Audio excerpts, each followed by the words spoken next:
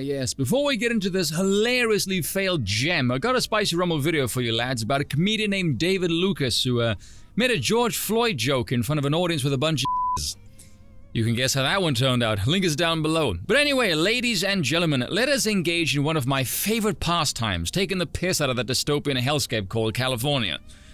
You know, if somebody actually literally took the piss out of California, it would actually improve the state.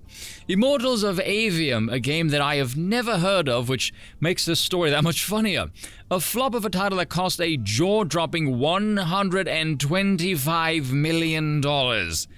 Now, inflation and all of that aside, to put that into some perspective for you, GTA 4 cost about $100 million. This was launched during August of last year, during the launch of Diablo, Starfield, and Baldur's Gate 3. I've heard of those, Baldur's Gate 3 for modding controversies, I've actually done some videos on that one, as well as its grotesque sexual perversions, and Starfield because of Az's hilarious now legendary pronoun rant, and Diablo because, well, it's Diablo. Hell, that franchise has been around since I was still a boy in school back in South Africa. The good old days of Warcraft and Blackthorn. I imagine some of you guys would get flashbacks and think, oh god, the DOS days. It was a simpler time, before the GUI, days of command prompts and 3.5s and 486s, and the emergence of Pentium. Some people will be watching this video thinking, what the fuck is he talking about? Back in my day. I still remember them, the CRT sitting on the case, when you could hear the system's boot process. We come a long way, baby.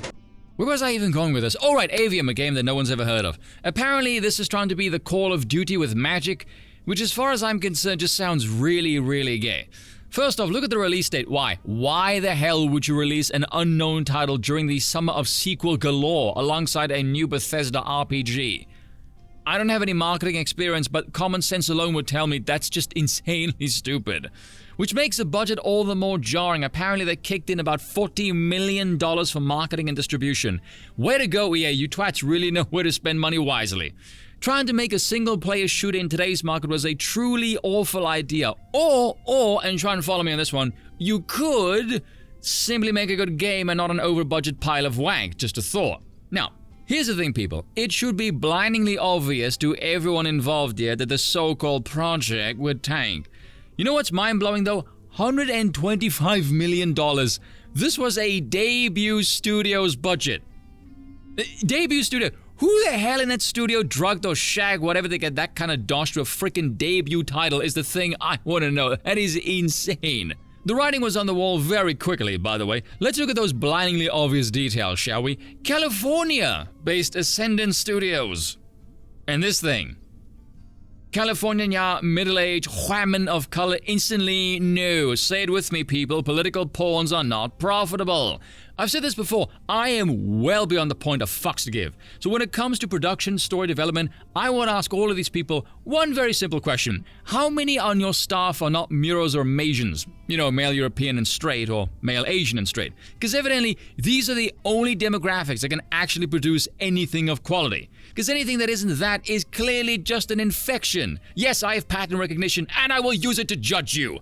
At this point, damn near any title past, say, 2016-ish, I will just dismiss when I see it has a severe lack of homogeneity. 45% of the staff was laid off about a month after the game was released. Again, indie studio debut title managed to cost $125 million. How?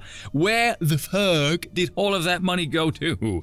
By the way, this point just pisses me off. As of April in 2023, it employed over 100 people. 40 employees were laid off due to the poor sales. Says about 45% of the studio was laid off. How do you employ over 100 people, but about 45% of the people were laid off, and you laid off only 40 people? Can no one do simple math anymore? Why is everyone getting dumber? Then again, this is from Polygon, where I'm pretty sure the absence of a brain is a requirement on your CV. By the way, I want to check out some of the stats on Steam. Less than 9% of the PCs could even clear the specs requirement.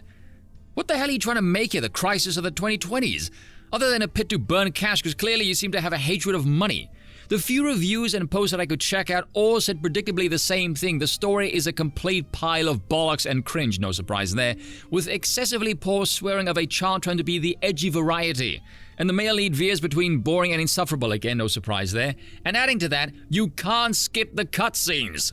So excessively bloated budget debut title attempting to make a new IP is from California, played by a strong whammon of color horse, and now it's a trailer by the way, requires soul-selling hardware specs most people can't even frickin' clear, and sandwiched in a release period featuring far more known titles or developers. Yeah, setting up to fail is one thing, but good lord, this is so far beyond that. It's like trying to run a 100-meter dash with your legs tied together, one's broken, and you're drunk and fat facing the wrong fucking direction. Oh, and don't forget to check out the Rumble video as well, folks. Cheers for watching, and once again, I apologize for nothing.